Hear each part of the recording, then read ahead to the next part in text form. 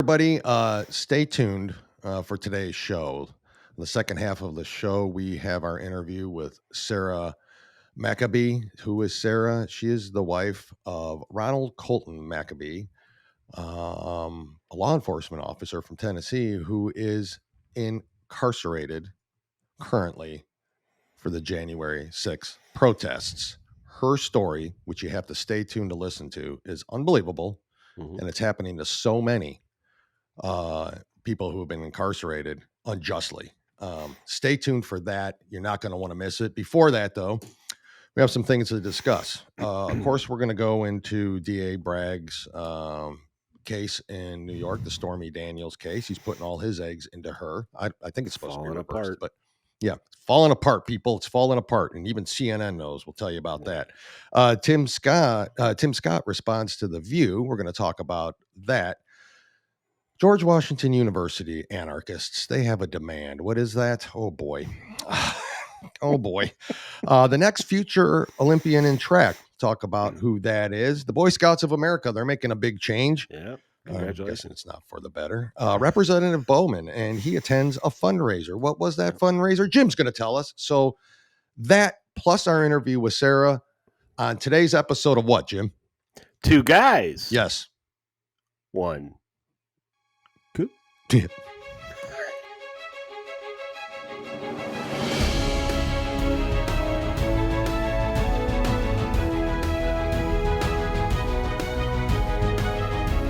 Welcome to the Two Guys, One Coup podcast with Dale and Jim, where the truth matters and progressives' feelings don't. We bring you the facts from the perspective of two average, everyday guys who will never apologize for being America first, for adhering to our great Constitution, and for saluting the flag that our brothers and sisters have fought and died for. And now, here's Dale and Jim. Have to change it around. Yeah, have to change it around. I want to go on a record immediately by saying I don't like my hat. Yeah. If you start saying Dale adjusting his hat during the show and kind of I don't like it. Like this, it's makes my head look big, or I'm wearing a child's hat. I don't know. It's a Titleist hat. It's a golf hat. I'm wearing it 100 times. I don't know. Jim says it looks good. I think he said that on purpose. Yeah, you always look good. You're Jim. Damn sexy. Oh my God, I'm blushing. Getting the vapors. Boy, getting the vapors. Jim, can't wait for everyone to hear Sarah's interview. You want to talk about standing by your man. I mean, and rightfully so. Yeah. And what is just the story for somebody, and I'll just kind of fill you in real quick, somebody who never stepped foot in the Capitol. Yep. Just tell you that. Well, a lot of them that are incarcerated did not step foot. They were just there. They were just there. Yep. They were just there. Thousands of them just there. And hundreds and hundreds of them still incarcerated today while the illegals walk the streets, people. Just keep that in mind. While New York lets them out. Oh, and there's some update on that. Mm-hmm. Oh, there is? Which is why he's going to Chicago today. So, you got an update on that? Oh, gotcha. Well, no. Okay. Just about the group of people that are really being affected by the illegals. Mm-hmm. Mm-hmm. Yeah. You going to tell us about that or later? Well, it's the real quick, I guess. Go ahead. I saw it earlier this morning. I saw it. The black vote. Big reason why they're moving towards Biden is because the black communities are being affected by this more than anything because the money is going towards these. I mean, they're literally just giving them insurance, healthcare insurance. They're giving them housing. They're getting while the inner cities suffer. And now you're seeing some of them that are either going to vote for RFK Jr. or they're going to vote for Trump, or they're not voting for all. They're not. He is losing the black vote. He's so losing. The View, as we get into it later, can say whatever the hell they want to. Yep, correct. You guys are idiots, and Sonny Hostin, Whoopi Goldberg, you're betraying your own race. No, in my opinion, you're betraying it. So. Betraying. Do you think that? Yeah, I mean. Who do you think the racist party is? Well, let's just get right into it. We've talked about that. The racist talked about party it 100 times, right? The Democrats, it's the Democrat Party from the get-go, by the way, from slavery to, from the get-go, segregation to, and the president. I don't want my kid going to school with those. That's right. Go back and look, folks. Look it up. You don't vote for me, you ain't black. Yeah. Well, there's another one of those moments, but this time it was with New York Governor Kathy Hochul. I really feel sorry for the poor, black, stupid people out there. I mean, that's essentially what she's saying here, right? So let's listen. Let's listen to Kathy Hochul from her mouth, not from us. Young black kids growing up in the Bronx who don't even know what the word computer is. They don't know. They don't know these things. And I want the world open up to all of them, because when you have their diverse voices innovating solutions through technology, then you're really addressing society's broader challenges. But they don't know what the word computer is. How can they? They don't. How are they going to? They don't know the word computer. Can't get IDs. I mean, see, that's the thing. It falls under the whole same thing. Oh, that's racist to ask them to have voter IDs. Why? But that's not what she said, wasn't right. Well, she's backtracking today. I apologize for that. No, that's how they feel, people. Yeah. This is what they think of you. Every once black in a while, community. Every once in a while, they slip how what they really want and how they really feel. And that's right. And need the blacks to vote, people. This is it. I'm sorry. They don't give a shit about them. I mean, how many times? She clearly doesn't give a shit about anybody. No. You know, let alone well, the blacks. That's true. But she's the terrible. Democratic Party only wants the black people every 2 and 4 years. That's it. They don't need you any other way. They want you to sit there and be quiet and don't do anything. Shut up and vote. We tell you to. Yep. Right. Yep. That's it. Shut up and vote. And that's guess it. what? Listen. They're getting wise. They are getting wise. They are getting wise. I mean, did you ever think you'd be like, gosh, bring back Como? You know, like who would have thought? Who would have thought? You know, it's unbelievable. But so that's what the New York governor had to say. But you know, hey, we're racist. We're the racist party. Yeah, I know. We're the ones hiding up in the hills, says Maxine Waters, waiting for Trump to lose. Which is Jim, kind of another story. I have a small one. Okay. You want me to go into it right now? Go into it now. Yeah. Okay. Folks, there in this economy, there is something that's actually booming. Panic rooms and bunkers. The 1%ers are anxious as the election approaches. Bill Rigdon, CEO of Building Consensus, a company specializing in building security, has always been in high demand among elite clients. Basically, you and I will not be able to afford this. So, no, I couldn't. Celebrities who are considerable wealth and power. But over the past few months, business has been particularly booming, Rigdon told business. The uptick in business is being attributed to growing apprehensions around the civil unrest unfolding across the country, as well as uncertainty over the upcoming election, Rigdon said. Now, a lot of this goes towards they're listening to Maxine Waters, which is why I'm bringing this up, where they actually believe that, you know, the MAGA crowd is going to just do an open rebellion and they're going to be in trouble, and they're, you know, but the other ones are. She might not be wrong. The other side is too. Yeah. The other side, but his business is up. I mean, he is. So that is good to know that there is a business creating jobs. Man. Biden's economy is helping panic rooms and bunkers. Listen, creating jobs. Jobs, plenty of jobs out there. Bunkers, panic rooms and bunkers. That's funny. Yeah. That is unbelievable. But we're the ones we should be worried. So, hey, listen. Yeah. I want to play a video, Jim, of this unhinged TikTok influencer. Speaking of TikTok, Jim, let's get right into this. You will be starting to post videos on your own personal TikTok, getting a lot of feedback with people that are like, I don't use TikTok. Okay, I get it. I mean, I get it. And that's cool. That's cool. It's, you know, I mean, and it's for, you know, younger people sometimes. I mean, that's where it all started. Anyway, scam thing is, you're telling me this on Facebook, who's the most freaking invasive social media company out there. Absolutely. You're telling me you're afraid to use TikTok, but okay, whatever, that's fine. Yeah. You look at your phone. Bing just took a picture of me. I mean, what are these? Yeah. Anyways, I don't get it. Anyways. Jim's growing on TikTok. Follow Jim at JD757690. Sometimes the J looks like an I because it's a lowercase J. I wish Jim would have changed some of that stuff. We're sticking with it. I right can now. always Jim's adjust learning it as we get Nah, going. you're just don't. But it's adjust funny, it it's now, because bro. one of our listeners commented he didn't like the last two digits of my sign in because he knows why. It was, So anyway, sorry, Larry. Always have to keep bringing that up. So I know.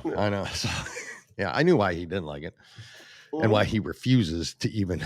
So I posted one, and Dale's gonna show me how to do it, and then there'll be more. We got to get him to 1,000 followers, people, so we can go live. We need to do this. Live is where it's before at. we go any further with it. Yes, I know the camera angle's bad. Yes, I know. I'm new to this. I got to tell you. Now I have a daughter and a niece that can help me with it, and we're working on it. But at least I'm getting there.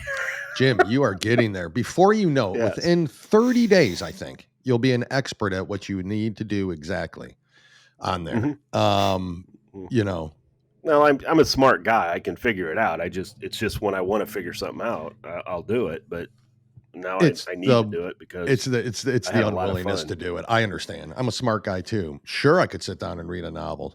Not happening. But anyways, so back to TikTok. There's an influencer on TikTok, a very liberal influencer. You may have seen her. I think it's a her. I apologize if I'm gender. Can't say that. Somebody. Yeah. You've we seen don't know what her pronouns are. I can't even say a person anymore with all the furries around. So we've seen this. You've seen this figure, maybe if you're on TikTok, and it may have scrolled across your page, or if you follow some of the liberal influencers because you just want to laugh and comment and make jokes at them because it's easy to do. You may have seen this person, but she's told us exactly the first 15 things President Trump is going to do. When. I'm saying that from now on because I'm wishing this into existence. When President Trump becomes president again, right? This is what he will do. There's 15 of them, and I'm going to say this and preface it by saying that this is why I want him president. If this is true, some of them are. I'm good with all 15. I'm good with all 15. Yeah. Here we go. Let's listen. Here are the first 15 promises he has made if he is reelected. First, he promises that he will carry out the largest domestic deportation operation in history. He will close the... May I? Yay, there's one. Did the glasses give it away? But it's short now hair. I'm looking at my TikTok and I don't have that up close. You don't have that, Jim. I'm saying you're doing this wrong. You need to get a scowl on your face. She's looking more manly than you on your TikToks, Jim. Yeah. With the Buffalo Sabres hat on. Yeah. I know. Anyways, here we go. So close the Department of Education and return all education standards to the states. Okay, so we're two in now. We're largest deportation of illegals. Do you understand there? Illegals. They've committed crimes immediately. First thing they did when they entered the country was commit a crime. Send them back. Exactly. And now get rid of the Department of Education. Send it back to the states. Yep. What are they worried about there? What's her worry about that? Or his? Or I'm sorry again. Because at least 30 of the states will start actually teaching our kids. Yes. My boy, won't they be the most popular states? As they are. And reading porn to our children and teaching them that it's more than men and women. There's others. No. And having men dress up as women to read to preschoolers. Right. I mean, is that you know? Okay, I won't stop it at everyone. It'll take us 5 hours. So I'm just play it out and then we'll talk about them. States to decide. And he will criminalize any race-based advantage programs. He will propose a constitutional amendment that gives a term limit to Congress. He will deploy the Department of Justice to investigate the Biden crime family. He will immediately pardon all of the January 6thers, and he will create a task force to investigate anyone who arrested, charged, or imprisoned a January 6er. On day one, he will reassess our participation in NATO and says that every European country needs to pay the United States for protection. He will remove all of the limits on American natural gas exports and drill baby drill for oil domestically. He will push Congress to pass legislation that would give every American the right to concealed carry. He will demand that Europe pay back all the money we gave Ukraine. Yay! That's not true. That's Agenda 47. That's not true. That's not true. Some of those were not true.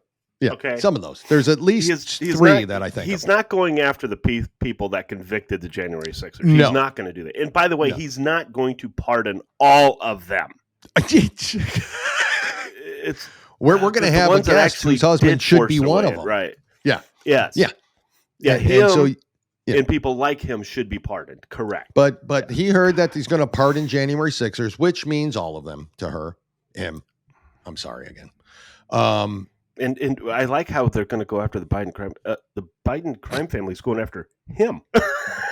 Who's in court? And all the other Democrats are what? Exactly. Think before you talk, people. Think before you shoot. But they don't. It's liberal. It's liberalism. She's going to be. Actually, she might be the voice of the next CPAC. I know. I'm like, were you trying to make me not vote for him? Because I don't know what you're. I don't know what the plan there was, but I think it backfired, much like the Stormy Daniels trial. And you know what's funny? Under President Trump, there was still quite a bit of funding going towards renewable energy as well. There was. He did it both. He did it because it can be done, folks. No, yes. You can't, because then you can't. You're placating to the leftists is what Biden's doing. He's got to keep that. I listened to Senator Kennedy on Harris Faulkner. Yeah. Well, I can't remember the show. Outnumbered, was it? Is that what it is? Yeah. It's outnumbered, or she has her own show. She has her. Faulkner it might be her own show. Faulkner. Yeah. Oh, that's it. Faulkner that's the one. She's great. My God. Yeah, she needs more to do on that network. Yes. At any rate, he was talking about the whole shit. Where were we going with this? Now that I forgot. We were talking about renewable energy, and you were talking about Robert F. Kennedy and what he talked about on. Lost my train of thought. Drilling and doing things at the same time is what we were talking about. None of that's coming back to me now, Jim. Completely lost. I'm trying to help you, man. Can't help. I'm still. I love it when what you don't see on that end, folks, is when the video ends down at the bottom right corner. I'm still staring at the face of that beast liberal who was trying to convince me, because the video goes away from the screen, but not where I see it. I see it down here still. So I get distracted, and my hat's bothering me, Jim. I know. I know it's going to bother you the whole time. Yeah. Anyway, so Senator Kennedy said something that I was really impressed with, so much so I forgot. Jim. Well, he has said some. He said some crazy, sensible things, which is why he's not going to get. Well, I liked when he was talking about the DEI. He calls it DEIJ: diversity, equity, influence, and killing Jews. That's what they're all about on campus. Yeah. It's true. Hamas. I mean, it's the Hamas. He calls the left the Hamas Democrats now. And that's. But anyways, it was something else I wanted to say. I'm ruining the whole show, Jim. But Stormy Daniels, that whole trial is going to shit in a handbag. What was this? What, I can't even believe this. So the prosecution had Stormy Daniels up on the stand yesterday, questioned her, and she went into detail about the sexual relationship. I mean, she can't remember anything. She owes Trump $500,000, right? Yeah, because right. she lied about it, but she's got in detail what happened. And they literally were asking her in detail, like what position, like, I don't know who was whacking off into prosecution behind the prosecution desk. Alan Bragg was like going, oh boy. Yeah. Bragg is, he's playing with his little Alvin, his little chipmunk. I don't know why they would do this, but I mean, literally it was listening to,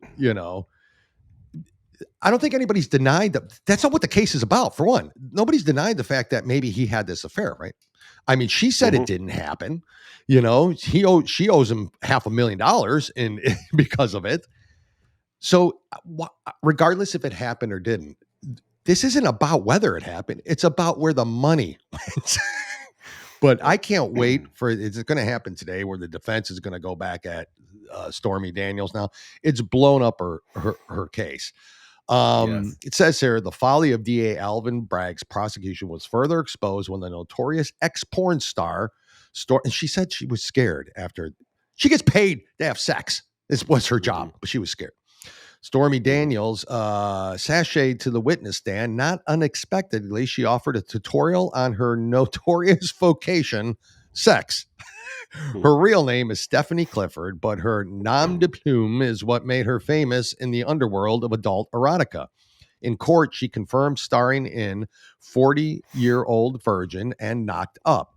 That may have been titillating, but was there really a point? Like most of her testimony? No. Let's review. Daniels claimed to have had a tryst with Trump 18 years ago, which he denies. She denied it too in writing, but only after squeezing $130,000 from Trump when he ran for president a decade later by promising to go public. Her demands and threats intensified as the election drew near. Plain extortion, right? Yep. Anyways, Daniels worked overtime to profit financially off of her fleeting association with Trump and to appropriate his MAGA slogan. She headlined strip club appearance that she dubbed "Make America Horny Again." I mean, guys, are we seeing on the stand? Daniels told the jury a salacious tale of meeting Trump privately for dinner and having sex with him only once. Curiously, she now claims she blacked out.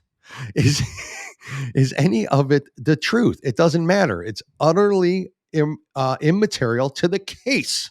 So, I mean, it's like, what are they people thinking? That fallen asleep, but never.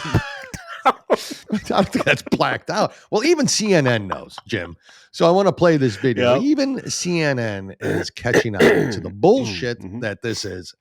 Let's listen. Disastrous. I mean, do you hate Donald Trump? Yes, of course she does. That's a big deal. When the witness hates the person whose liberty is at stake, that's a big damn deal. And she's putting out tweets, fantasizing about him being in jail. That really undermines the credibility. The fact that she owes him $500,000, she, by order of a court, owes Donald Trump $500,000 and said, I will never pay him. I will defy a court order. The defense is going to say she's willing to defy a court order. Why? She's not willing to respect an order of a judge. Why is she going to respect this oath she took? So I thought it went quite poorly on cross-exam. At the end of direct, I thought, okay, they got what they needed, but I think the cross is making real inroads. The cross-exam. Anyways. I mean, seriously, if you didn't know what this trial was about and you're watching it, you would think literally the other Stormy Daniels is on the defense. Yeah. Because that's how it's going. I mean, this is just an absolute shit show. You and I should try this case and win it. I mean,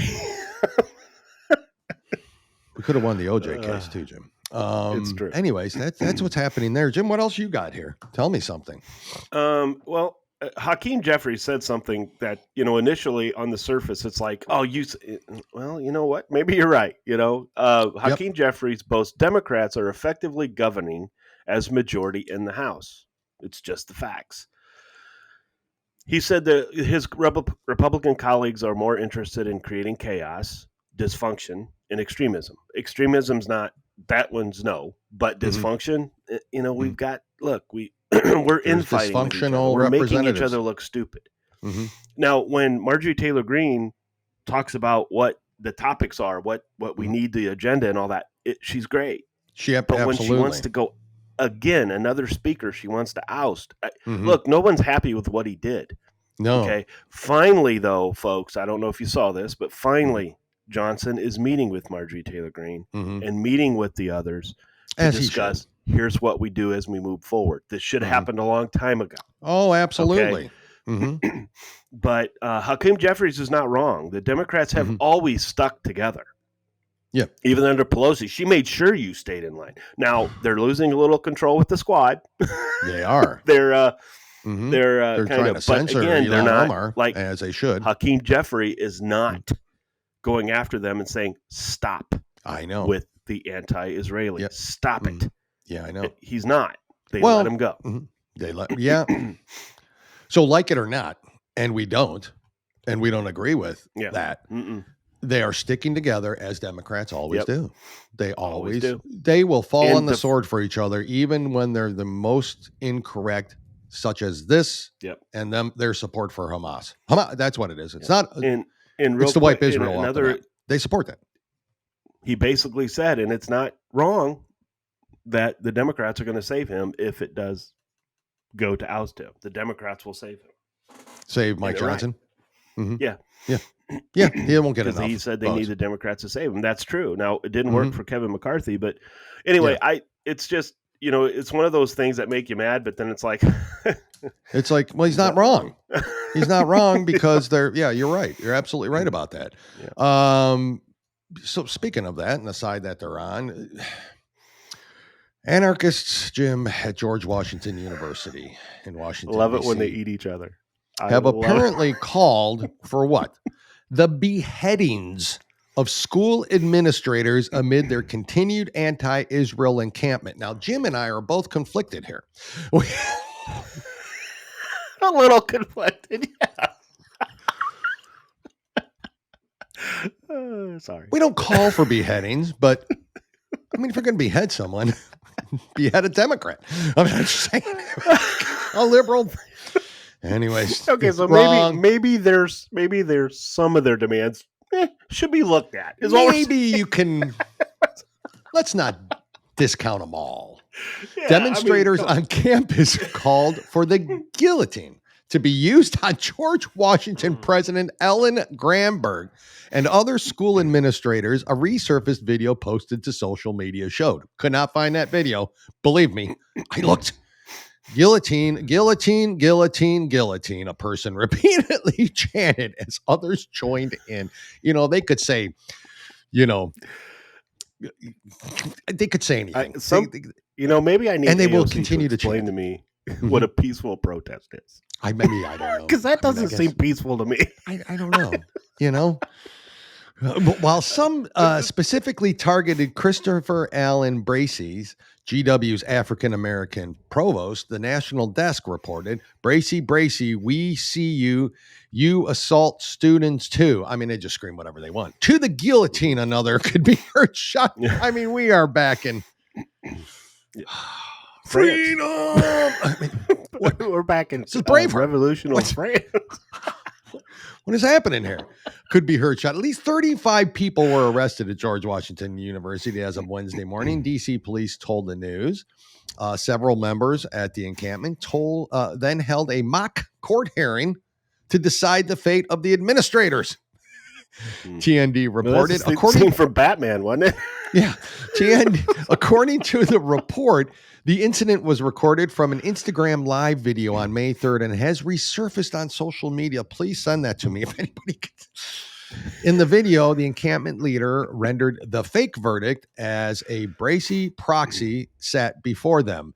This mock court continued with verdicts for George Washington University's Board of Trustees and for the school's president, shouting for each of these individuals to be beheaded per the publication. This is nice that it's $68,000 a semester to go to that college, and you guys are out playing pretend court. You guys are law and ordering it out there, And it's possible they qualify for financial aid assistance. Financial aid to be paid back. Go look at Jim's TikTok video. The agitators caused chaos in George W. Washington's U Yard throughout the night and then resisted police officers after they were called to restore order. Peaceful protests occurring on campuses all across. I don't ever remember any MAGA. I don't ever remember any MAGA asking for the death of Joe Biden. Never has asked for the removal of Joe Biden. Yeah. I mean, natural causes is going to take care of Joe sooner than we are what they worry about. Well, we're up in them there hills training, boy. He's up in them hills. Yeah, I forgot. You forgot. It's what we've been doing. You and I live in Indiana. We don't have any hills. I live in Florida. Well, southern Indiana, we do. I'm 11 feet above sea level. That is our hill. I mean, the highest point where I live is the city dump. The mountain. That's where they're hiding, Jim. Them rednecks are in the dump. So that's interesting. Jim, you had a video you wanted me to play, and it's of the view.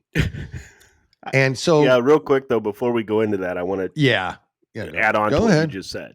Yeah, go ahead. So, please. Squad member Jamal Bowman, not one of the more common. No, I was going to say I know him, but I don't. He is he's a representative. He attended a DC fundraiser with this group, CAIR, CAIR. care. Oh my God, this has got to be so good. Cute. No, because the member of the far left squad facing a tough challenge recently attended a fundraiser hosted by an Islamic leader who said he was happy to see the October 7th attack on Hamas. Representative Jamal Brown, who represents, surprise, surprise, New York's 16th Congressional District, attended this event. And just to kind of give you an idea, the people of Gaza, this is what he said. The people of Gaza only decided to break the siege. The walls of the concentration camp. Oh, anyway, okay. On October 7th, Awad said during the 16th Annual Convention for Palestine on November 24th near Chicago. And yes, I was happy to see people breaking the siege, throwing down the shackles of their own land, and walk free into their land that they were not free to walk in. He continued. And yes, the people of Gaza have a right to self-defense, have a right to defend themselves. And yes, Israel as an occupying power does not have the right to self-defense. Oh, okay. Occupying. They own the land, right? They didn't occupy it. But anyways, go on. Yeah, well, it doesn't matter. October's, let's see. He also praised, he goes on to say he praised the death of children and the rape of the women. So again, they're showing that where their allegiances are. They are pro-Hamas. They're the Hamas That's party. what this is. They're pro-Hamas, folks. Yep. It has or nothing Hamas, to do with depending on how you want to say it. But here's another representative that's showing his true colors.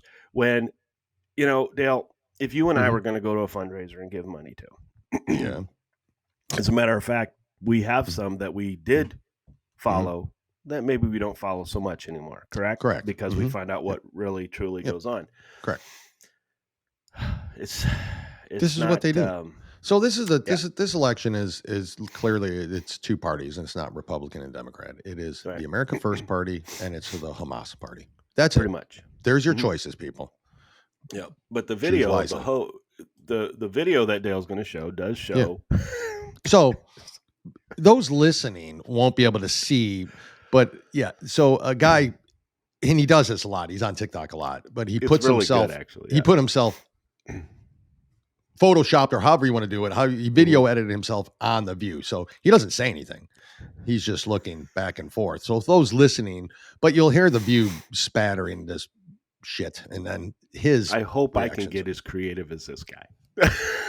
So Jim, you got a lot. Well, I mean, you're going to, I got a lot of learning to do. Yeah, we got a lot to learn. So, me even. Let's watch. Why does Joe Biden have to lower himself to even be on the same stage with this criminal, this 91 times indicted Look at the anger. Sexual harasser accused sexual assault? Speaking of ham ass. Donald Trump's mic gets turned on, he's going to spew misinformation. He is going to lie. He is going to name call because he's a criminal. Excuse me, Sonny. It's really sad to see how politics can break people. I mean, what you and Joy did here was more of a mental breakdown than anything close to objective arguments. Like, Joy, if you were confident in your guy, Joe Biden, you would want him to debate Trump. It's that simple. Conversations are healthy. Watch your blood pressure, by the way. And Sonny, when you say when his mic gets turned on, he's going to spread misinformation and lies, talk about living in a glass house. This show, and you are literally pro-Democrat propaganda. So for you to discourage a debate because you may not like what he has to say is actually understandable. I think. Gotta go. Gotta go. He is so good. We gotta go. He is so good at that. So you did hear him. I mean, I don't know, but he wasn't really on the. I mean, for those just listening, that was obviously he's creative. He put himself on there. Then and the looks on their face. And if you're not watching, I don't know why. Go to Rumble, like, follow, and share. It's just priceless. It's priceless. He's so good. He does this all the time. You'll see him a lot. He's very good at that. Who is he? Do you have the? I'd like to give. No, gotta give him credit. I probably said it on there. Remember, I'm not. Yeah, you're catch stupid. up, I guess, is what he calls that thing and stuff. Yeah. But I'm very ignorant. Not stupid. I'm ignorant. I don't know what's the right term for you. That's funny. Jim, the Boy Scouts means uninformed. Okay, that's what it means. Sorry. you're ignorantly stupid. The Boy Scouts of America are making a big change. For the first time in its history, the Boy Scouts of America is set to change its name as it seeks to foster a more inclusive organization. The rebranding will go into effect February 8th, 2025, the organizer's 115th anniversary, when it will become known as Scouting America. Officials say the name change aims to make everyone feel welcome, while the move is also being seen as an attempt to move on from bankruptcy following a flood of sexual abuse claims. That's not funny. I'm just like, what is going on here? Last year, the Boy Scouts of America agreed to pay $2.46 billion to settle claims by some 82,000 former Boy Scouts who said they had been sexually abused. Well, you know what? Yep. You know what'll make this better? Just having all sorts of trans and everybody else come in. I mean, I'm sure that'll make. First of all, how do you get $2.46 billion? I don't know this. I'm stupid, Jim, when it comes to this subject. Mm-hmm. Who funds the Boy Scouts of America? Is it all donations, or are they federally funded, or grants? I think they're definitely 501c3, right? I mean, they're definitely. I don't know. Have to pay taxes, I don't think. Yeah. But yeah, and the Boy Scouts, I mean, what's a cherished organization, a proud organization to be a part of? Yeah. And now they're paying billions in sexual harassment, which we, saw coming. I don't get the move. I mean, just they're vet going your leaders. Huh? They're giving in to the progressives. That's what they're doing. Why? I know. Why? Because a boy is not allowed in Girl Scouts. You do know that, right? Rightfully so. And I agree.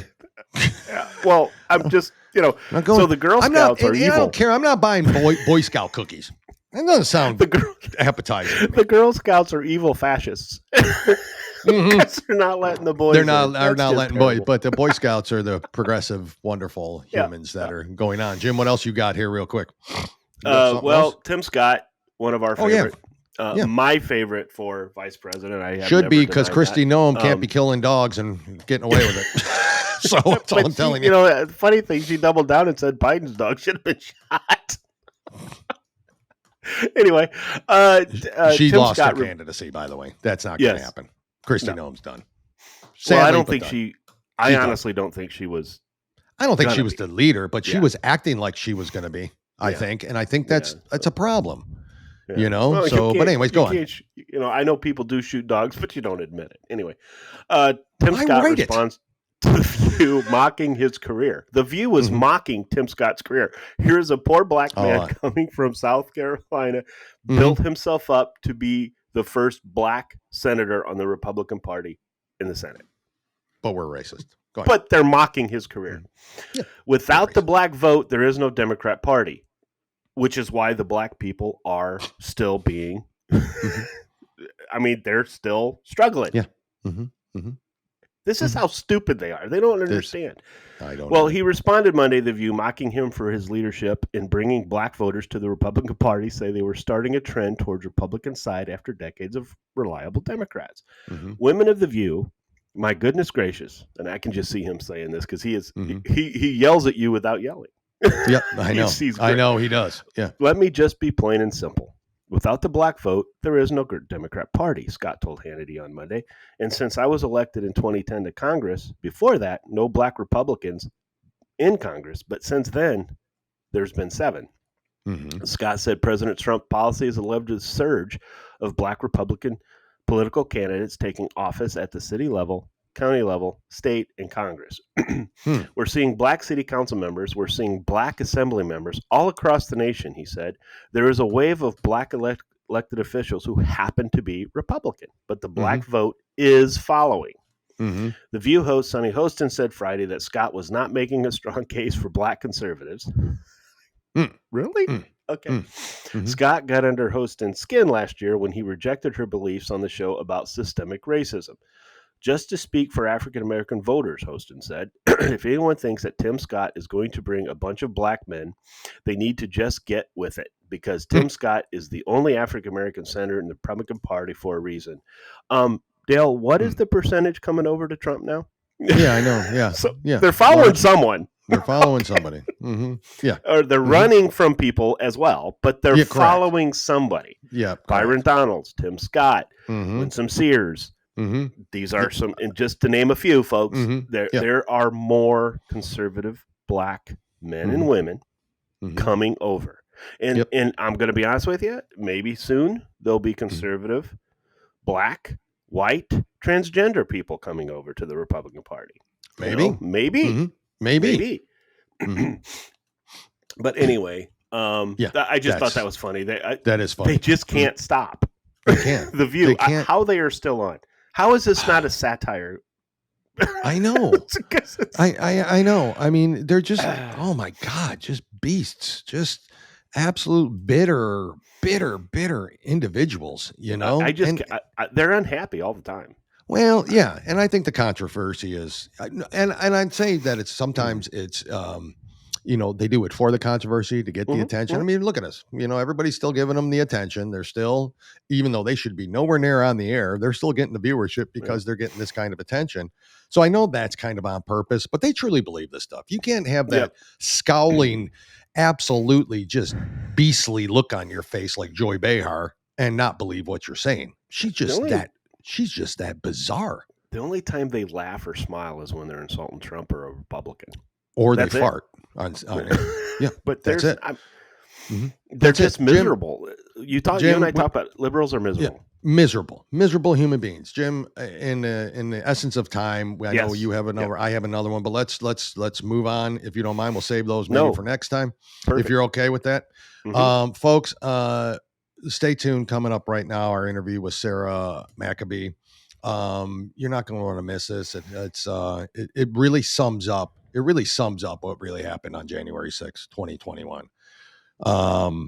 She'll tell us her story and about her husband, her charities, what she's doing to fight it, and everything that's going on. Jim and I will be back after that to wrap this up.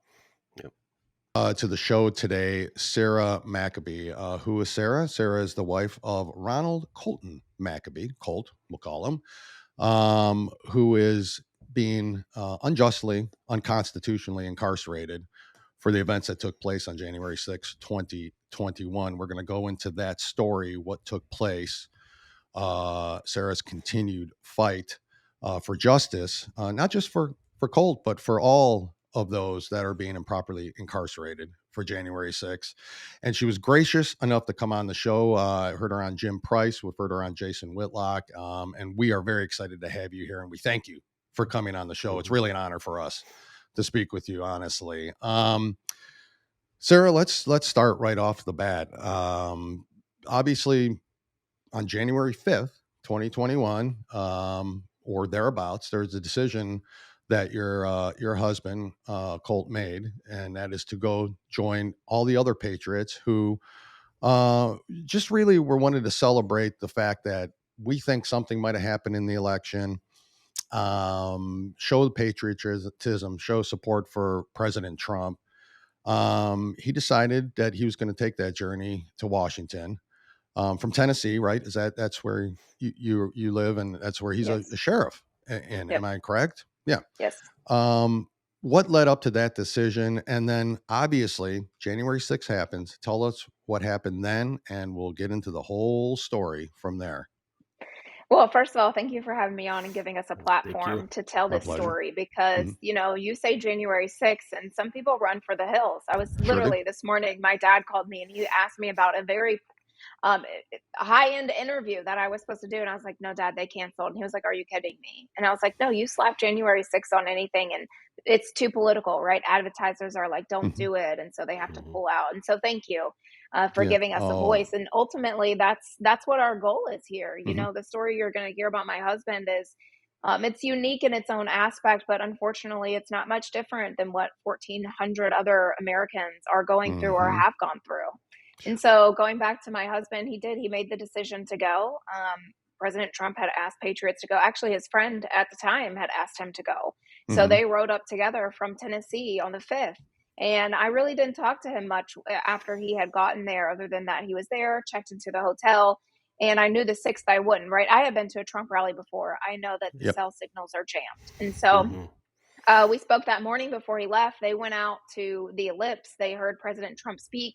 And then, of course, President Trump said peacefully and patriotically, make your voices heard, and march down to the Capitol. And so everybody did, right? And so he made his way down to the Capitol. He never went inside. He found himself at the Lower West Terrace Tunnel hours later. And unfortunately, the Lower West Terrace Tunnel are where waves of violence had happened. And as he was standing there, he saw an officer, a Metropolitan Police officer that was down. He was in distress. He had just witnessed another officer being pulled into the crowd. So he stepped in. Actually, he yelled. He said, "You have a man down." And they didn't do anything. And so he stepped around the barrier and positioned himself, him being a law enforcement officer for 7 years and being trained in riots and protests and all that, he knew. And so he positioned himself over that officer, went down to pick that officer up, and another officer, Carter Moore, had come up and struck him across the ribs and the shoulder with a baton. And he merely popped back up, shoved him with open hands, and said, "I'm helping. I'm trying to give help. I know how to give help. Let me do that." And so then the officer had backed away, and he was yelling. He had seen that Metropolitan Police Officer Lila Morris was beating Roseanne Boylan with a stick, and he was yelling, "Stop killing that girl." As all of that was going down, protesters had a hold of the officer's legs, who was on the ground, Andrew Waite. They had pulled that officer successfully, and he slid down the stairs with him. And as he's over top of him, he's yelling at the crowd, "No, quit, stop." They're calling him a traitor for helping that officer. And the officer says, "Get off of me." And he said, "I'm helping you." And the officer says, I know, help me up." So he rolled him over to his side, walked him back up the set of stairs. And then after the officer got medical help, he went off. They had moved Roseanne Boylan in that time period. So he went to go find Roseanne, and he was looking through a bag of medical supplies, checking her pulse. They decide, him and 4 other Good Samaritans decide to pick up her body, move it back to the line of duty to try and get help from the officers. And they're yelling at the officers. He starts to give her chest compressions, and the officers drag her away like she's a dead animal. So he's standing there in such disbelief of what he had just witnessed. You know, him being a law enforcement officer, you're supposed to aid those around you. They certainly were not helping anybody. And he's standing there, leaned up against the wall. And the third officer, Metropolitan Police Officer Stephen Sagimont, watched the entire thing go down. And he thanked him twice. "Hey, man, thanks. Thanks for your help. Appreciate you." And then as he's standing there, he says, "My shoulder's broken." And they are communicating. And the crowd surges up again with shields. And that officer puts his arm around Colt and says, "I got you, man. All right, just chill out. I got you." And that's the end of it. The crowd, disperses. Another civilian comes up to get him, and he goes to a medical tent for help. So 7 minutes of his life. And when he told me at about 5:30 Eastern time on January 6th, his story from January 6th, 2021 to today has never changed. Not one piece of it has ever changed, because you don't have to when the truth is on your side. Correct. And so when he came home on January 7th, I was like, oh my God, you're going to get an award for helping this officer and trying to save this woman's life. And unfortunately, in August of 2021, the FBI came for him, and he has been incarcerated ever since. Unbelievable story. We have that video, and we're going to show that after we get off the air here with you, to everybody, so you can see exactly what Sarah is talking about. Now, the interesting fact, and boy, there's a lot to go into, but the interesting fact is that the audio of that has never been played in front of a court. Is that correct?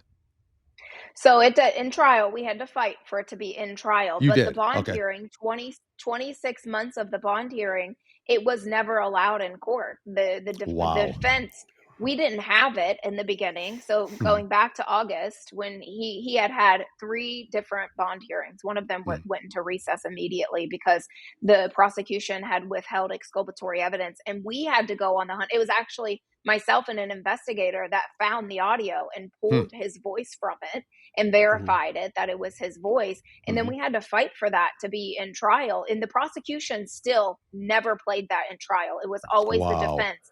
And actually, Andrew Waite even took the stand when they're communicating on the stairs. And he said, "I can hear myself say, I get off of me. And I know, help me up." But I just can't hear what that other person's saying. It's too loud.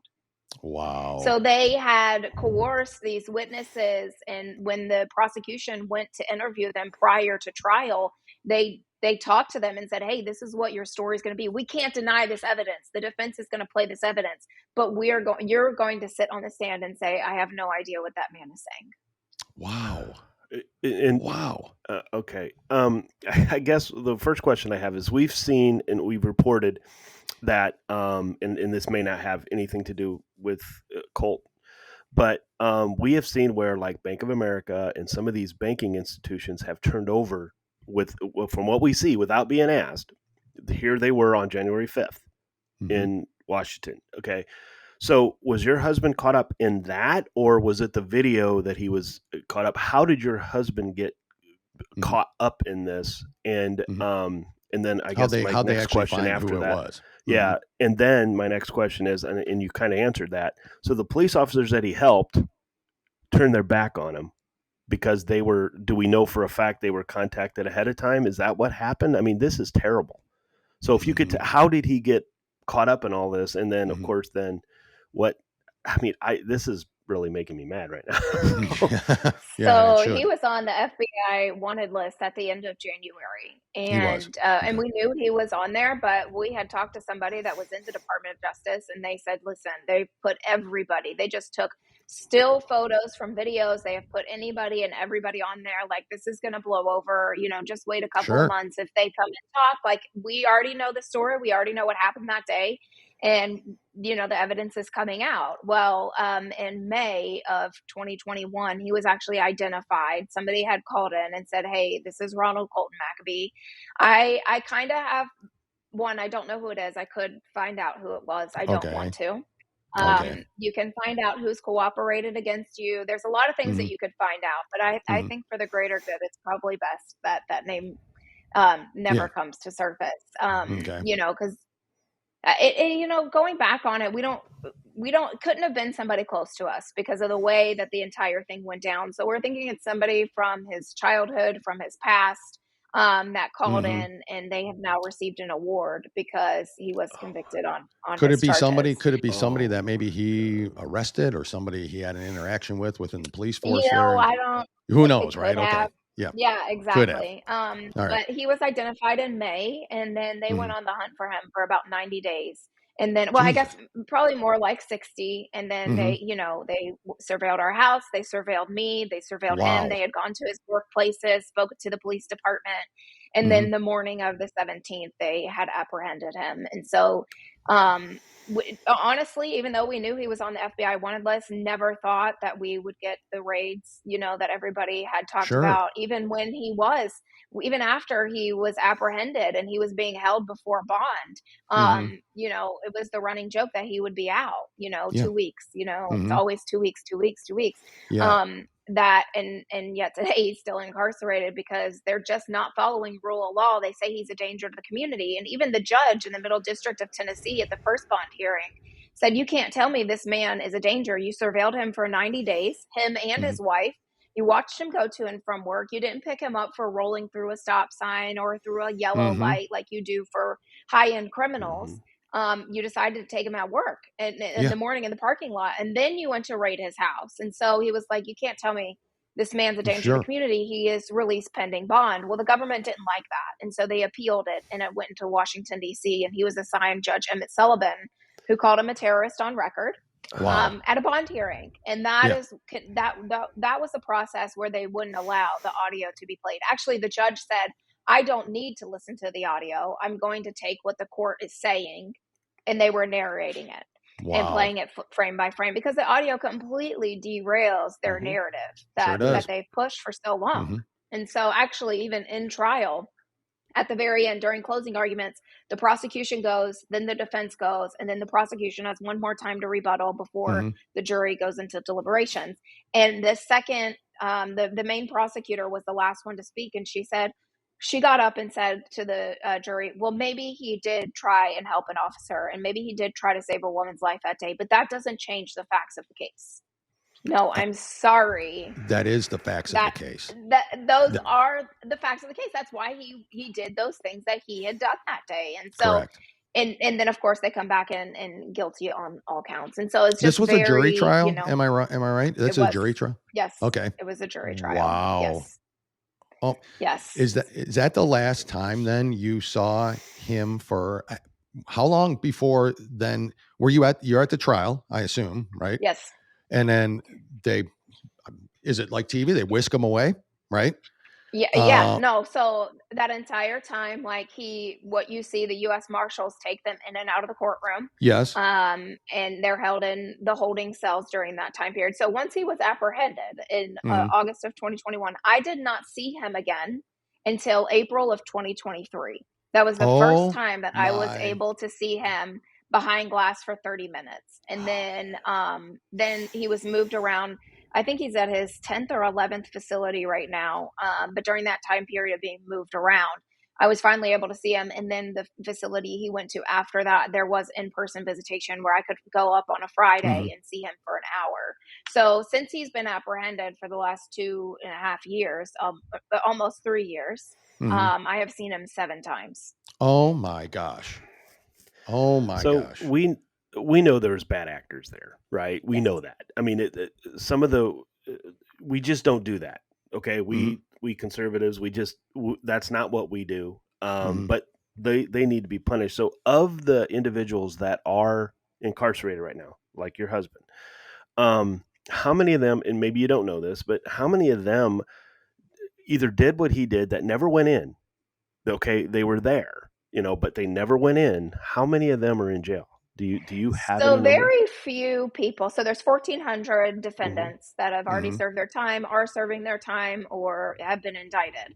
There's about 220 that are incarcerated. There are very few individuals that are completely innocent of their charges, such as my husband. Actually, I can think on one hand, less than 5 fingers, how many of those are truly innocent of their charges. However, most of these individuals are overcharged and overpunished for the crimes that they committed. And they don't look at why were these people reacting to the situation around them. It was because women were being beaten. Quite literally, Victoria White was beaten in the tunnel. Roseanne Boylan was beaten just outside the tunnel. Ashley Babbitt was shot. You saw just recently, the video came out, the Hodge twins posted that a woman was shoved down the stairs, an elderly woman. And so they want to charge these people for shoving the cops, for yelling at the cops. I mean, from very few people actually what you would consider wailed on the cops, right? Completely just fist fighting them and that sort of thing.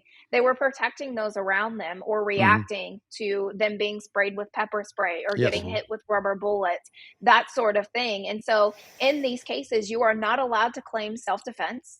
And you are not allowed to claim defense of a third party. Those are completely out the window. And so a lot of these individuals are overcharged for the things that happened that day. Wow. That is incredible.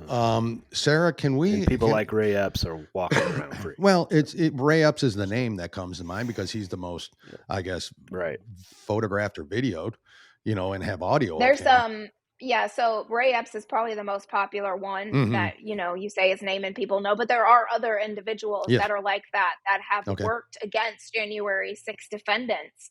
There's several that I know off the top of my head that have gotten immunity letters from the government saying, hey, if you work with us, we won't come and charge you. Or if we do charge you, they're going to be misdemeanors. You won't spend any time in jail. We're going to get you a plea deal, sweep it under the rug. And the loyalty completely went out the window when the government started to come after these people. You have all these big burly men that are like, I treason and America first, and I'm never going to back down. Until the FBI comes knocking on your door, and then everything completely changes for them. Wow. Let's talk. Can your husband's acting, your husband's going through thinking, I'm safe because I did not do anything. I was helping. I was assisting. And then, it's just. Can we talk about his friend a little bit? Do you mind? The friend that kind of convinced him to go or talked him into going down there? I don't know. Was he there when this happened? Was he by Colt's side? And what happened? What's the story there? Give me about give me about 60 days. It's starting to unfold. It's very fishy around the entire thing. My husband's been incarcerated the entire time. This gentleman has not. He's on video doing not so good things. And for a long time, actually through the entire time of him being in pretrial, 26 months, this man was walking free, never had a charge against him. And then he went to trial in October of 2023. My husband went to trial in October of 2023. And then in the very beginning of November, this individual was indicted on misdemeanors, only misdemeanors. And so there's a lot of questions surrounding that we have to be looking into. And this was his that's friend. Bizarre. What's that? Was your his friend. Was a family friend. Not just his friend, a family friend. A family friend. Wow. So without going into too much detail, he turned, basically, is probably. Absolutely. We'd have to say. Yep, that absolutely is true. Do you? Great friend. So you know where Colt's located now, right? I mean, you know that. You said 12th place he's been moved to. Yeah, so he was held pre-trial. I'd have to go back and count the facilities. He was held pre-trial at 6 different facilities. He was moved 7 times. And then after that, he's been moved to 4 different facilities. So yeah, 11, this is his 11th facility. And now he's in the Federal Bureau of Prisons. Yeah, he's in the Federal Bureau of Prisons now. In general population? Yeah.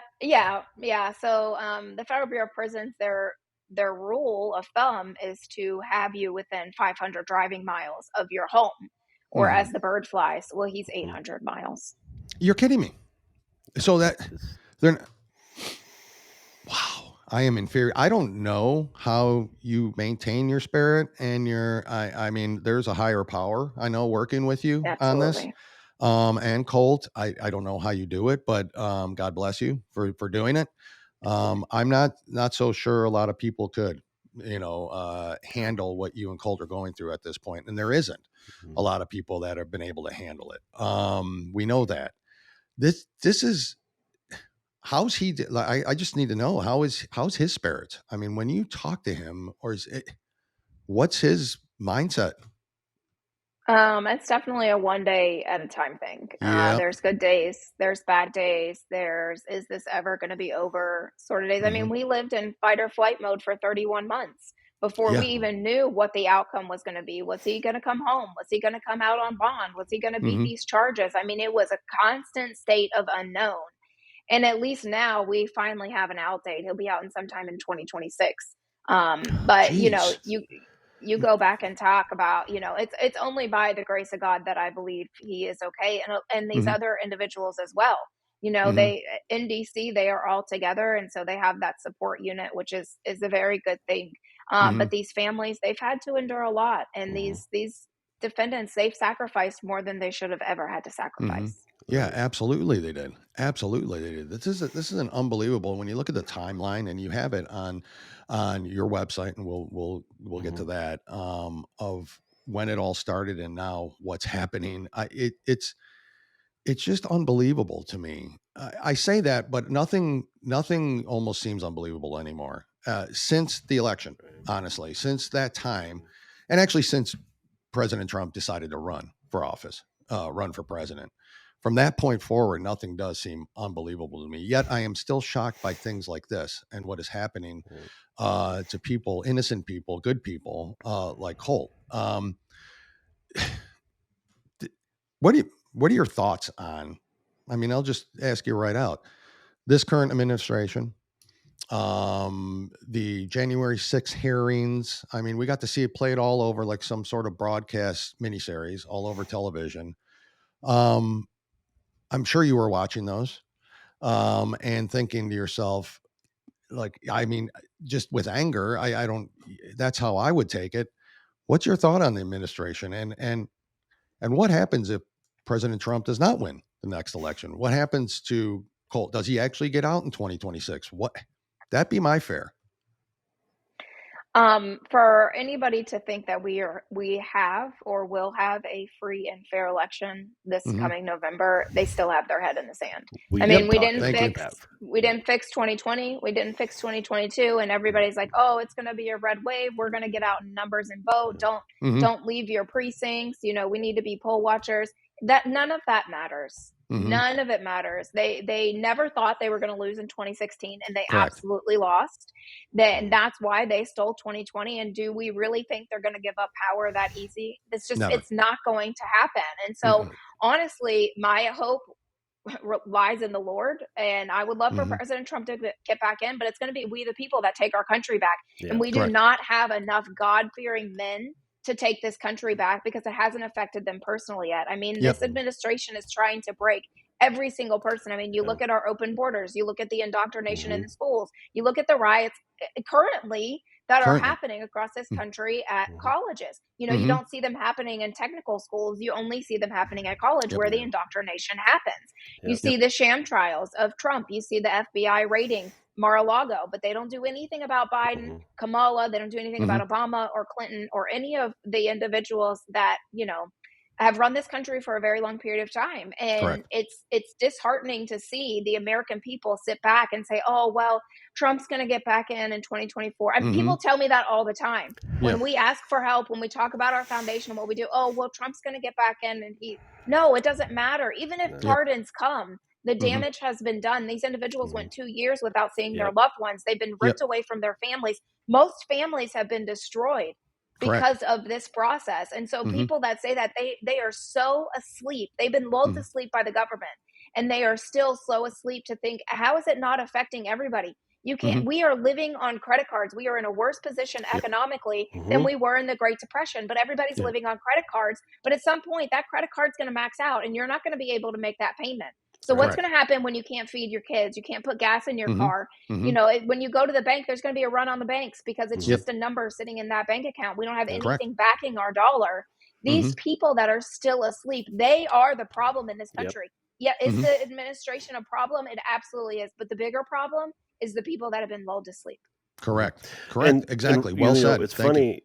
It's well, it's not none of this is funny, but you made the comment about the free and fair elections, right? And we've been touting this for, I mean, last 2-3 years, and it's a point that until we get those individuals who still think that it didn't happen, you know, there's still people out there that believe that, even though there's evidence all over. We interviewed 2 individuals that won a court case about cheating and proving that there was cheating going on in 2020. Mass fraud in the election. It's changing them around because it sounds like you have the same thought process I have, that I feel it's lost. I really do. I just, and there's nothing on paper. And what we found out because Dale and I initially, when all these illegals were coming in, we're trying to think, what is the point of this? And then now all of a sudden we started seeing what the point was. They just need names. They need names. They can't go vote at a precinct, but they need their names. And so, and now we have seen that there are illegals registering to vote. We have seen it. Texas is one of them that Dale reported on not too long ago. So from your standpoint with your foundation and what I'm sure other people similar, what do we need to do from our standpoint to get people to say, hey, look, you know, if President Trump loses fairly, President Trump loses fairly. But all of us know there is no way in a fair trial it's even close. I mean, it's blowout city. But how do we do that? What do we watch for? And because I would like to think there's still an opportunity to save it, but I don't see it. They're evil. No, they absolutely are. And I think people need to understand this is a war between good and evil. It's bigger than us. We are just fighting the battles, these little battles down here, but this is a war of good and evil. And I do agree that the Lord already knows how all this is going to play out, but that doesn't change the fact that we, you know, 14 million people in California do not vote because their pastors tell them, well, we are not of this world. No, we absolutely live in this world and it affects our brothers and sisters. So we have to do our part. So as much as I didn't want to go vote in 2022 and I didn't want to vote in the primaries, I went and did it anyway because that's my duty as an American citizen is to go and vote. So we need, you know, I say on one hand, these elections are stolen. They absolutely are, but we also have to do our part. Even if they steal our vote, we have to do our part in voting. But people need to get active. I say that all the time. I don't have the answer for what it's going to do for us to get the January 6th defendants out, for us to stop indoctrinating our children in schools, to close the border. But if 104 million people that voted for Donald Trump got active and started holding their local representatives accountable, their state representatives, their federal representatives, and said, hey, listen, we're not donating to you anymore until you meet our list of demands. Or there's a million men that go down to the border and just line themselves up, bring the trucks in, whatever, your RVs, you have a million of them, and you say enough is enough. That's when they're going to start listening. That's when they're going to say, what if 104 million people stop paying their taxes? Correct. Then what are they going to do? Because it all goes back to the dollar. However, there's not 104 million people in America that are willing to risk it all. They're willing to sacrifice it, which is sad, which is absolutely sad. Considering that's how this country was formed. By much younger men, by teenagers. You know, to me, that's absolutely exactly what has to happen. And you were spot on with your assessment of it. I think also what they're doing to those that were there on January 6th is what the message they want everybody. Don't you dare go line up at the border, because you're going to end up like Colt. Don't you dare assemble, because that's who you're going to end up in. You're going to be in prison. You're going to be incarcerated. You're going to be taken away from your families. You're not going to see them again. And that's putting, I think, the fear into people who are probably reluctant to do it. You can't have that. To me, you can't have that fear. You can't that's how they win. You know, that's how they win. This was fear driven, completely fear driven. But what people don't understand, one, faith and fear cannot coexist. It's either one or the other. Correct. You cannot operate in both realms. But even at that, they can't arrest everybody. They cannot kill everybody. So if you are one of the individuals that were chosen to sit in jail that unfortunately lost their life, then that was your calling. But are you going to die on your knees, or are you going to take a stand for the country that you supposedly love? You know, we used to be the greatest country in the world. We are absolutely not. We are the laughing stock of the world right now. Yep. We absolutely are. People look at us. We have a dementia patient houseplant running this country. And even though he's not actually the one that's running it, he's nice and he can't even put sentences together. And yet we're supposed to have this really big superpower military and a great economy. Yet we have millions of people crossing our southern border. And I've been to the border. It's not women and children. They're not refugees. They're fighting age military men. age men. It absolutely 100%. And so how do we think, President Trump gets back in November and January, he's going to be inaugurated, everything's going to be great. No, how are you going to get these people out? There's no way to track them. They're leaving their IDs. They're lying and saying who they are. And now they're being given Social Security cards. That way they can go vote in the election. And they run free across our streets while Colt sits in prison. You know, that's we keep the thing. Thinking what's next. You know, what's next? Because, you know, they're trying these 99 indictments, I believe, 92, 99, something like that against him. And none of them are bearing None of fruit, them stick. Right. Yeah. Well, I mean, it's you all know, they have to be thinking of something else. So, you know, we're getting to the point where this is what we're thinking. What next? Because we believe there's something that's going to happen that will have to cancel the election. That's where we're standing on it. Because they know right now, if you look at the numbers right now, that he's losing, and he's losing ground big time to the Democrats' base. You know, black vote, Hispanic vote, women vote. They're young kids, for crying out loud. They're moving towards this. So we just keep thinking, what's next? And you know, we go back to January 6th because that's all they got. That's all they have. They don't have anything else on our side. The MAGA Republicans, the conservatives, they have nothing. It's January 6th. And unfortunately, your husband and individuals like him were caught up in it to prove a point. But what kind of point are you proving other than the fact that you don't want democracy? You know, you don't want a constitutional republic. You don't want to lose power. You don't want to lose socialism power. Is what they're looking at. And that's what they've got. Socialism. And that's where we're at. And I appreciate your fight. I wish more men had the fight you had. Me too. Me too. And because that's, you know, we always talk about the strength of men. Where are we? Where are we? And where are we? Absolutely. Absolutely. Sarah, I know we're running short on time. You gave us 30 minutes. We went over, and I appreciate that. And I don't want to hold you, but I do want to give you the last word. And I want people to know how they can get a hold of you, how they can help your foundation, the Stand in the Gap. Tell us a little bit about that. And then what's next? What's next for you? I know you got a podcast you're starting. This is all big news. So please, floor is yours. Yeah, you can find me at sarahmacabee.us, and there has all the information about what we do for January 6 defendants. My podcast will also be up there. It's launching next week. And really, my quest for people is to become active and do what you are capable of doing. When they say it takes a village, it absolutely takes a village. Everybody has a different skill set. You either have time or you have money, and you can either fight the beast if you feel equipped to fight the beast. You can fight the beast, or you can feed those fighting the beast. But we cannot do this alone at all. We need financial support. There's no way that we can pay. We've paid through our foundation. We funded over 50 families to go visit their loved ones, and we've paid for numerous appellant attorneys, and we are continuing this fight for even when they get out. You know, people are like, oh, Trump's going to get back in, and all these people. No, there's going to be a process after this. I don't think people have understand that the damage is done. So even if they get out in the next 5 minutes, or they get out on January 21st, 2025, the damage is done. They're going to need to go to some sort of therapy and rehab and try to build a life again, because they've been ripped away and they've been held as hostages in their own country. And so our goal is, even though it started with January 6th, it's not going to end with January 6th, because there's people being persecuted by our federal government. And we have to make sure that American citizens that are truly innocent of the charges, or overcharged and overpunished, that the federal government does not use them as pawns. Correct. Amen. Absolutely. Amen. God bless you. I mean, God bless Sarah, you. God bless you. God bless Colt, Colt, your organization. Your husband. Yes. Yeah, please. We are going to tune into that podcast. We look forward to it. You have a lot to say, and you deserve to say it. That's for sure, if anybody does. This has been a very, very big honor for us and a pleasure. And we're so happy again that you were gracious enough to come on. We hope you'll come back, keep us updated. We will certainly keep in touch with you, because we want to know what's happening.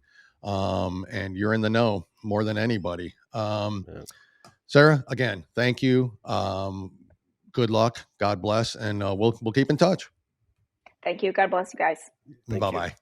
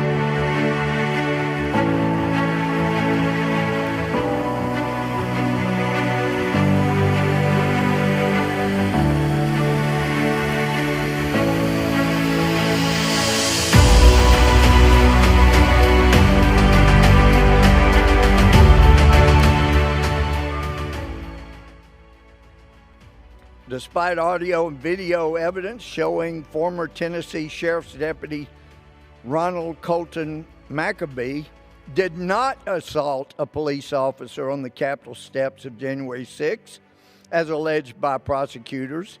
If you listen to the audio as you watch the video, you find out he was helping a Capitol policeman who was down.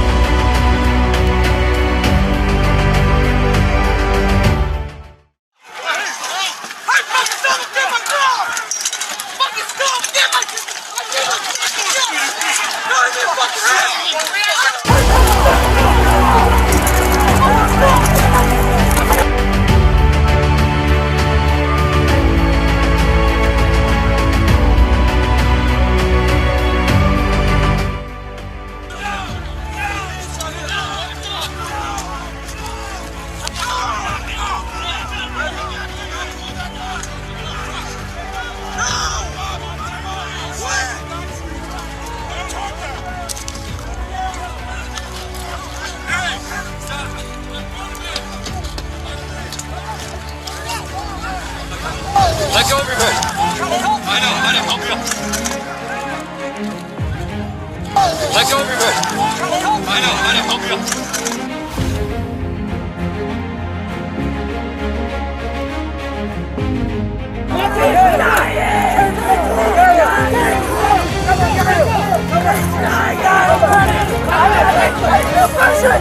I need compressions!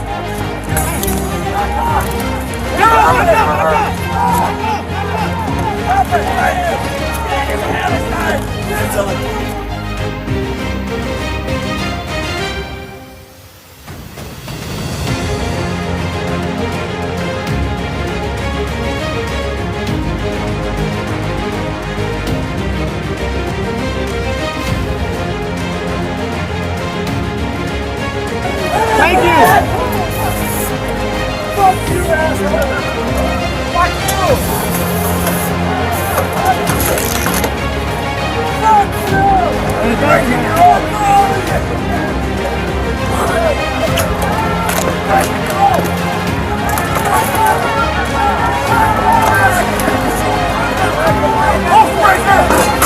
Don't spray me, man! I'm not freaking hurting anybody! That's his wife! That's his wife! That's it? Let's see what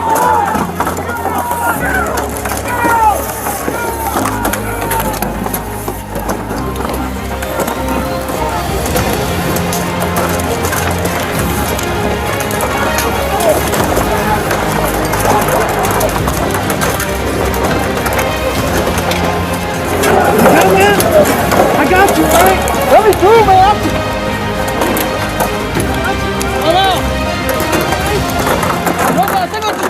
Fucking shoulder!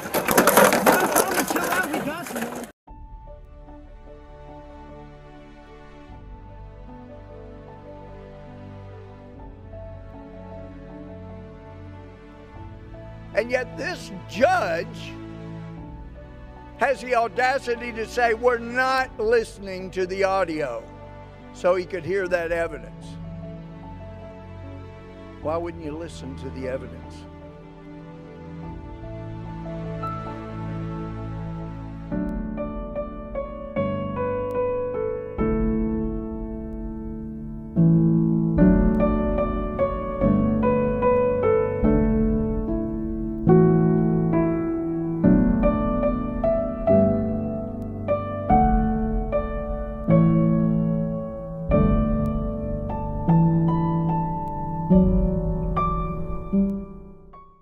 Thank you for making this possible.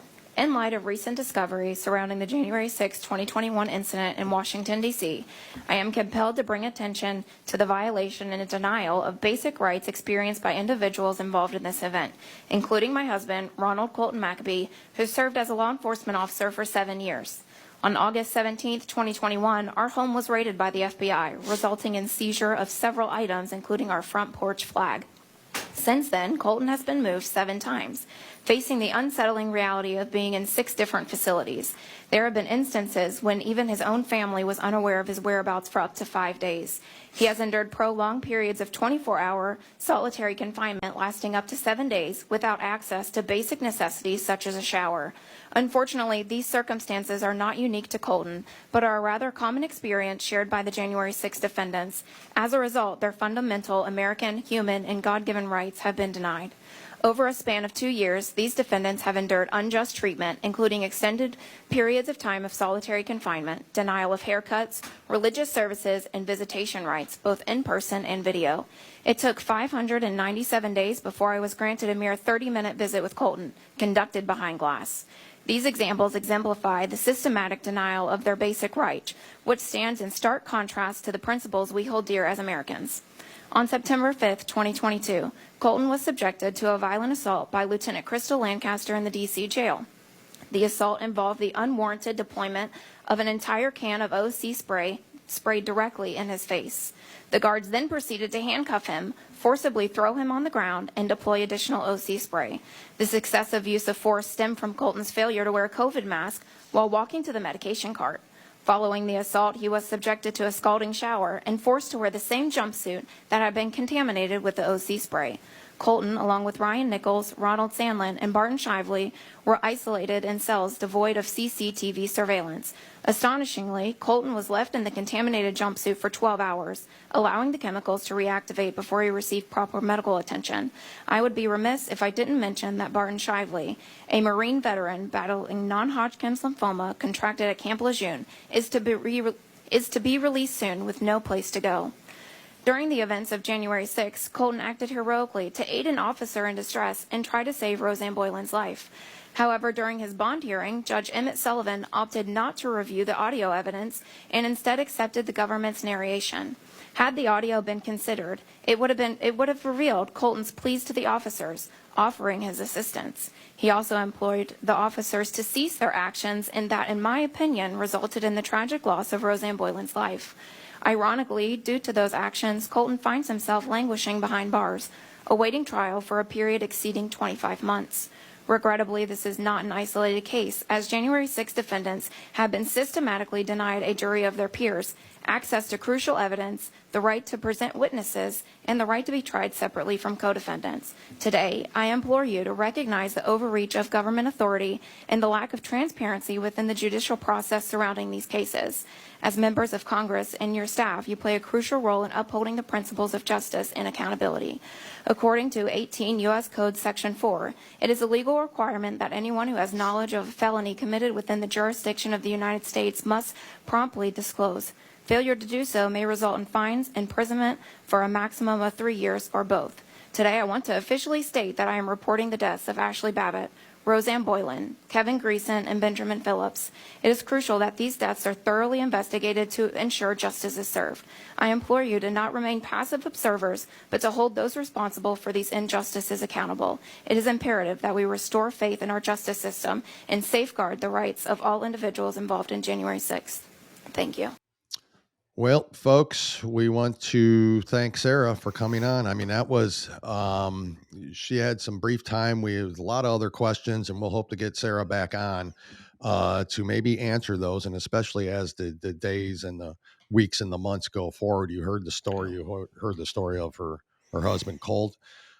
This is a sheriff in Tennessee, who did what a lot of us, Jim, I think about this and I'm like, you saw the video, so you saw what happened. She explained it. That wasn't played initially. They had to fight to get that even played, and still today he's incarcerated, doesn't get out until 2026. Imagine that. Imagine that. How did 12 jurors find him guilty? That's what. See, this is there's stop calling the conspiracy theory out there, people. Stop it. Stop. Someone like him, you're hearing there's complete evidence. They had it right there. He never went in. He was assisting a police officer that was being run over, and then he tried to help a woman who was getting trampled on, who ended up passing away. There's something. Look, there were some bad characters. We talked about it, right? There were. You can even see him in the video. Bad characters there, and it was a bad character he went with, apparently. And so, what is going on? What is the real story here? I think we know. I think we know. It's all financially driven. It was a setup. To shut us up. And we can't do that. Because, you heard her. That is, you heard her. I mean, what's like she said, that's why you can't get 1 million people to go down to the border and say, okay, you guys won't do it. We're going to take our country back and we're going to do it. They won't let us. Jim, if we were doing a podcast back then, you and I would have been at the Capitol. You and I would have been there. We'd have been like, probably. Let's go. Let's go. Let's go up there. Let's support them. Let's show. We'll get it on video. We'll record the whole how supportive we are and how much we disagree with the fact that they stole the election. But we would have done it in a way like we always do, peacefully. And you notice what she said at the beginning? When President Trump said peacefully. Yes. Did you guys notice that? Because that's what he said. Your freedom. Yeah. Peacefully. And that seems to get left out. He didn't tell him to riot. He didn't tell him to go do all that stuff. He did not. It's just, and folks, we know enough that we know all we were asking on January 6th, all we were asking, hold the certification of the election. That's all. Correct. Until we find out what happened. That's all we were asking for. That's all we were asking. Yeah. That's all we were asking. Just that. This is, where's the men? I mean, when's that's it. That's my point. When is enough and enough? She makes a point. It's like, oh, they don't want you doing this. They're afraid. You're right. They can't arrest all 1 million of you. They can't put us all behind bars because we stopped paying our taxes. You've got to start hitting them in the pocketbook.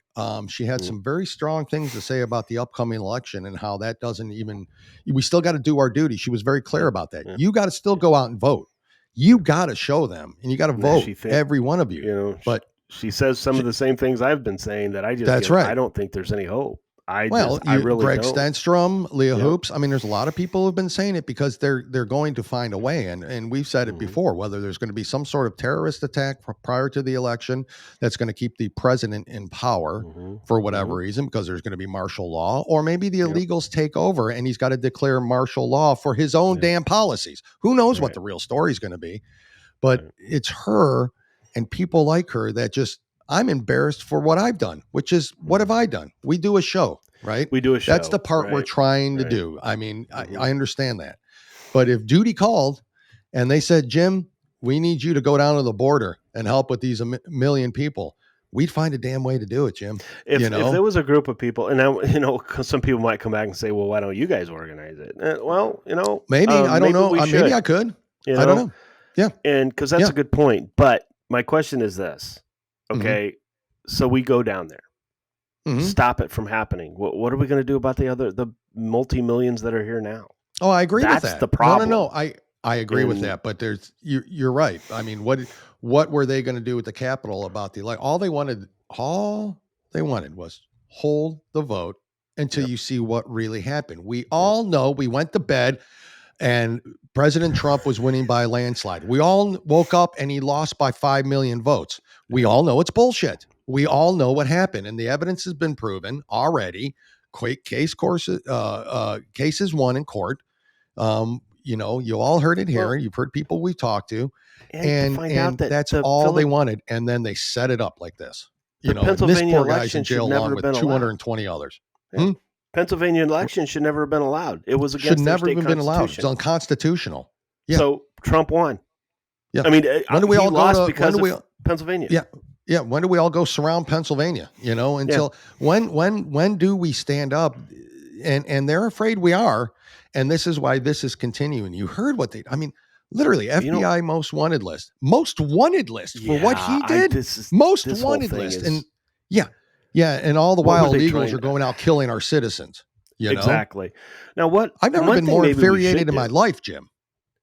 Maybe what we should do is start putting encampments out in front of the liberals' houses. Maybe. And peacefully protest and see how they respond to us. Well, we're not saying death to you. We're saying let's fight for free and fair elections. Let's fight for free and fair elections. That's it. That's all we're doing. That's it. Okay? No violence. We're just sitting there. $20 that we get arrested. We don't get let go. Loitering. On our own just for loitering. We will. No, they will throw the book at us. They will find a way to make it a felony, and we will go to prison forever. Whereas these liberals who are protesting on these campuses, nothing is going to happen to them. Correct. The institutions say, well, if you did any violence, you're going to get kicked out. Let's see what happens. Let's see what happens. Yeah. Now they're asking for beheading officials as we went over. Correct. Correct. So not a problem. This country is messed up, folks. It's messed up on purpose, all of you, and the Democrats allowed it and created it. Yeah. The liberals, you're lost. I mean, you're gone. There's no getting you back. You're gone. You're gone. I'm speaking to the people who don't like Trump. I'm not saying to like him. That's not what we're saying. Look at where we were when he was president. Just because people's feelings were hurt. Yeah, I wish he wouldn't go after when somebody says something bad about him. I wish he wouldn't attack him. I really do. I don't but care that's anymore. What he does. That's his personality. That's not has been for his entire life. Let's look away from that. Okay, because that's what they want us to concentrate on. They just want us to concentrate on that. They don't want you to look at what he did. You can't look at his record. Oh no, don't look at that. So they want to throw out. Yeah, they want to throw out his. Well, he was ruining the environment. Oh, the record they want you to look at is they want you to look at what his record was on January 6, 2021. Yeah, high unemployment, I mean, it was right in the middle of COVID. That they created. Yeah, COVID that they still created. I mean, it's like that's how stupid people are. They believe it. Yeah, they believe it. They believe it, Jim. I literally. And that's not ignorance. That's stupid. That's stupid. There's a difference. Again, Sarah, thank you so much for coming on. Yes, That was a great honor. folks. I wish we had longer. And yeah, tune in. I mean, her foundation, Stand in the Gap. Please go look that up. You can find her at sarahmacabee.us. We'll put it all up here on the screen. Donate to her. And donate. They need it. Donate to the foundation and listen to her podcast coming up. We're very excited. I can't wait to listen to it. Honestly, because you heard what she's on doing. my playlist. This foundation is helping family members go see their loved ones. Just to go see them. Yeah, you heard her. Federal law says he's got to be within 500 miles. 500. Colt's 800 miles away from her. Yep. That's how she has to see him. When she eventually did, after a couple years of not. Can you imagine that? Because anybody out there imagine that? Even the most hardened Democrat has to at some point in time think, okay, something's not right about this. They won't. It doesn't matter. But the hardened Democrat say, well, is they deserved the liberal. It. They should never have been there. That's what I'm saying. That's who the hardened Democrat is. That's who they are. The Democratic Party is evil. And don't sit here and tell me that I voted for Biden, but I don't believe in that bullshit. You believe 100% in all that.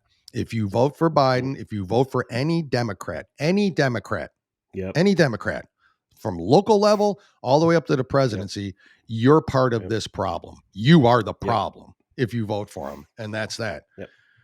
Jim, I'm angry. Let's add one thing to that. Sure. If anybody saw the speech Chuck Schumer made, the Jewish Chuck Schumer, yes, was telling Israel, you're wrong. Yep, correct. You are wrong in doing this. You need to stop. Are you kidding me? Yep, correct. And so if that doesn't tell you that the Democrats are evil, I don't know how to convince it. Is. It is. They are. It's a good versus evil. It's a good versus evil. All you had to do was watch the riots on the campuses. I'm not calling them protests. They were riots. They were riots. All right. They were insurrectionists. Yes.